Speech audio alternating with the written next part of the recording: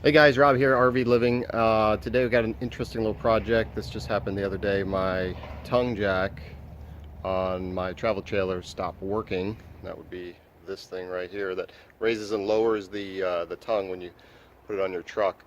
It was a pretty cheap one, and I purchased another cheap one online. You know, they're about $100 for these made in China products, but you know, you replace them every couple of years. It's not that big of a deal. But today I'm gonna walk you through the steps on replacing it. It's a pretty easy job.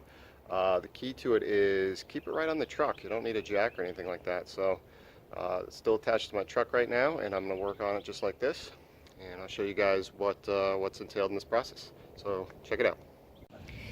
Okay guys, so like I said, this is already attached to my truck right now. So it's got the tongue up and out of the way. And I do know that it's not working. The solenoid or the motor in it is not working because I am getting a light. So I do have power to the unit, and it's just not operating up and down, and I've messed with it a little bit, and I think it's seen better days. So I ended up purchasing this guy, and I'll throw a link below for it. It's, you know, not too bad. 3,500 pounds is going to be enough for our unit. It's got the light, it's got the on and off.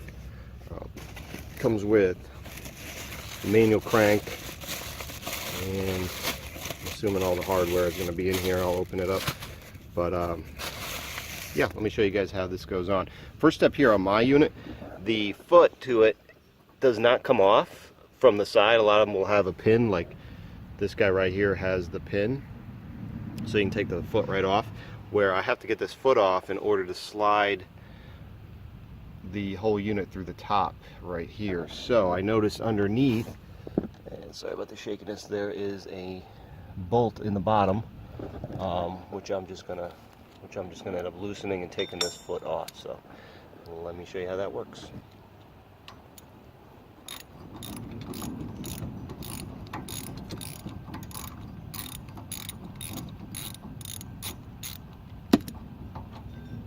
And just like that. The next step is going to be loosening, well, we could disconnect the power. That's going to be one of the steps as well. And this guy just runs back to the power boxes back here, so I'm going to have to find which one it is.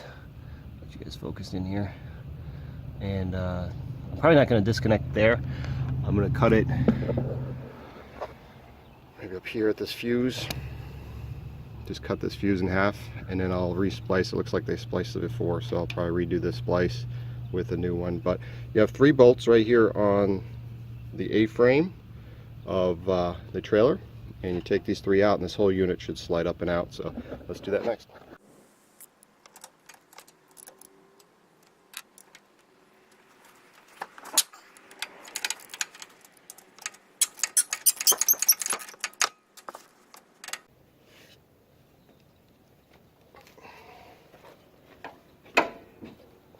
Where's that one?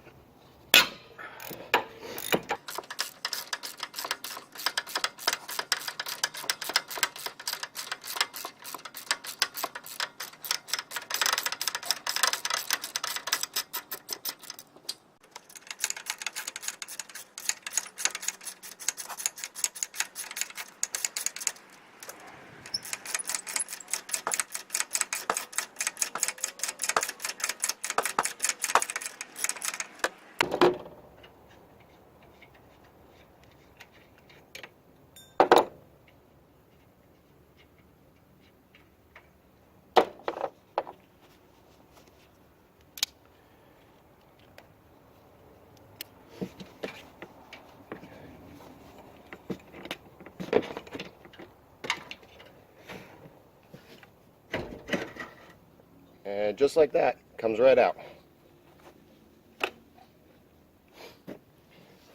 I'll grab the next one. Take the foot off.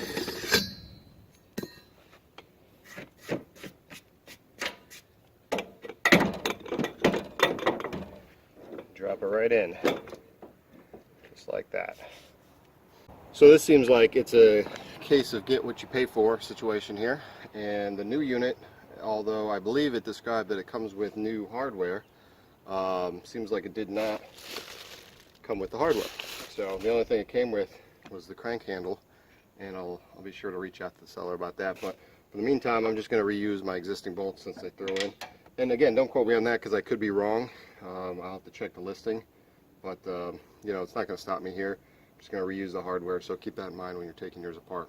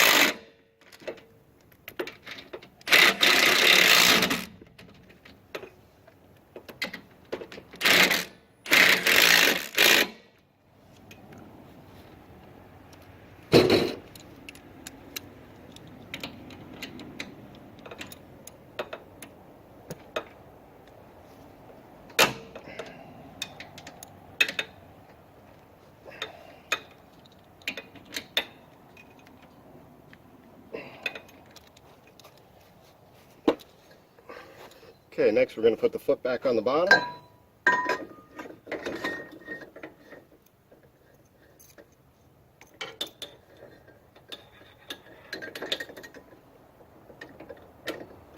Which in my opinion is a way better feature than the last one that had the stationary foot, so you don't have to crank the unit down, up and down as much. And next we're going to wire up the new unit.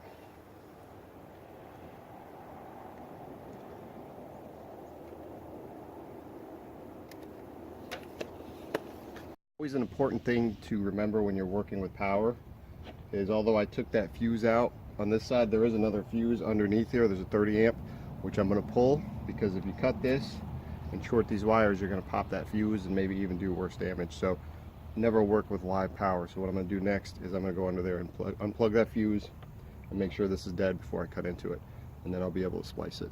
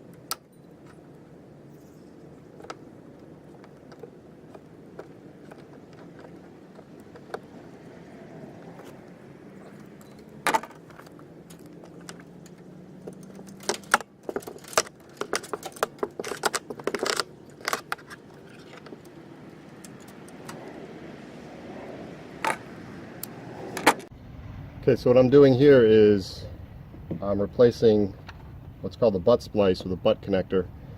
One side slides into one side of the connector, and then you take your wire crimpers, and it indicates what color, which is yellow. It's all color coordinated, and you just crimp down your connection, which seats that, and make sure it's seated in well. So that's good. So that's one side of the connector, this is the other. And this is a good way to do automotive splices.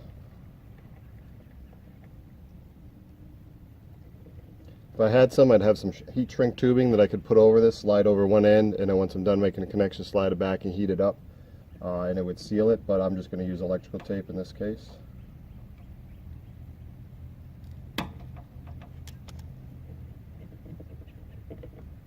Okay, seems like a good connection. And I'm going to test everything out before I seal it all up. So I'm going to put the fuse back in and make sure this works.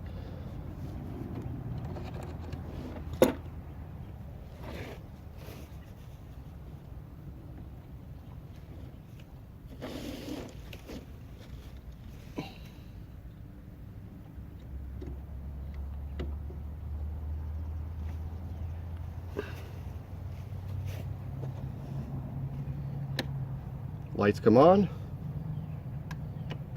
Alright guys, we got it all set. This is the brand new unit installed at this point. We got the foot on and extended. I ended up taping up that splice. Again, heat shrink tubing would have been the ideal way to go, but some good electrical tape is going to do just fine in a pinch. I ended up wrapping up the extra wire just in case we need it down the road. Now this unit, again, it's not too bad for under 100 bucks. It's got a light on it underneath, so if you're working on it at night. And then it's got the manual crank right in the top there. Probably can't see it, but if you ever got in a pinch and had no power, you can manually crank it there. And you extend, retract. Just like that. It's going to make it a lot easier. So again, for under 100 bucks, this took, you know, once you got all the tools and everything in place, you know, half an hour, 40 minutes.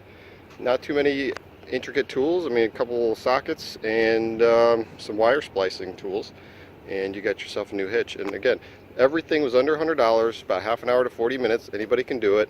Don't need a special jack or anything. Just use your truck, and don't let the shop, you know, charge you a few $100s to do this. So join us on the next one, guys. Thank you so much for watching.